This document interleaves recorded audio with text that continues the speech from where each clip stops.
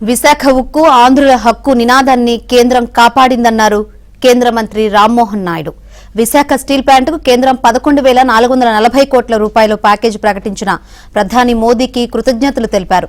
కేంద్ర ప్యాకేజీతో ప్లాంట్ను పూర్తి స్థాయిలో పనిచేసేలా చర్యలు తీసుకుంటామన్నారు.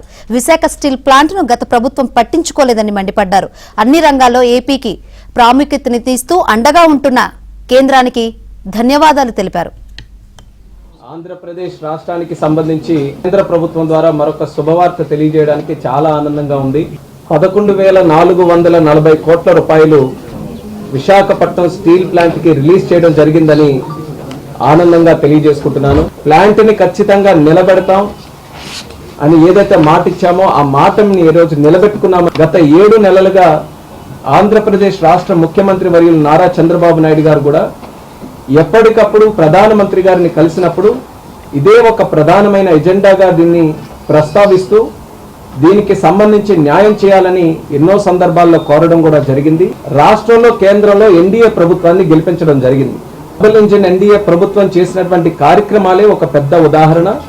అందులో మణి కిరీటం లాంటిది ఈ యొక్క స్టీల్ ప్లాంట్ తాలూకా ఆర్థిక సహాయం అనేది కూడా తెలియజేస్తున్నాను. 7.3 మిలియన్ టన్స్ ప్రతి ఏడాది ఆ కెపాసిటీ వరకు కూడా దాన్ని పుష్ చేయాలనే ఆలోచనతో ఈ రోజు ఈ క్యాపిటల్ ఇన్ఫ్యూషన్ కూడా చేస్తున్నాం. 10 సంవత్సరాలుగా ప్లాంట్ కి ఎప్పుడు ఏ సమస్యలు వచ్చినా ఒక ఉత్తరాంధ్ర ఎంపీగా 14 నుంచి 24 వరకు నేను కూడా శ్రీకాకుళం పార్లమెంటు సభ్యుడిగా పార్లమెంట్లో అనేక సందర్భాల్లో మాట్లాడే అవకాశం వచ్చినప్పుడు ప్లాంట్ తాలూకా సమస్యలు అనేక సందర్భాల్లో లేవనెత్తాను. అన్నింటినీ కూడా గుర్తు చేసుకుంటే ఈ రోజు అచీవ్ చేసినటువంటి సక్సెస్ ఈ రోజు నిజంగా ఎంతో ఆనందాన్ని ఇస్తుంది. విశాఖపట్నం కూడా ప్రత్యేకంగా ప్రధానమంత్రి అయిన తర్వాత అధికార కార్యక్రమం మొట్టమొదటిది మన ఉత్తరాంధ్ర ప్రాంతం.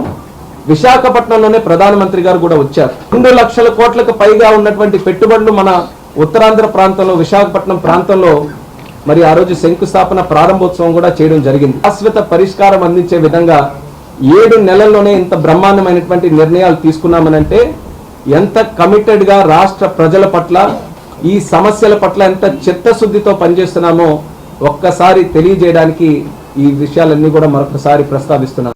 Honorable Prime Minister has approved a package of 11,440 crore rupees, 11,440 crore rupees for revival of RINL, Rashtriya Ispat Nigam Limited.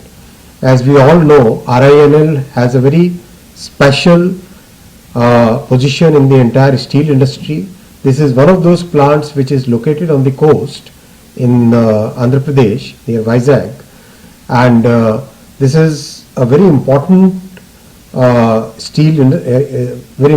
steel company in the overall steel sector for the country. And with this revival package, many of the historical legacy problems that RINL used to face will be resolved. Simultaneously, a lot of effort is going to be put on securing the raw material for RINL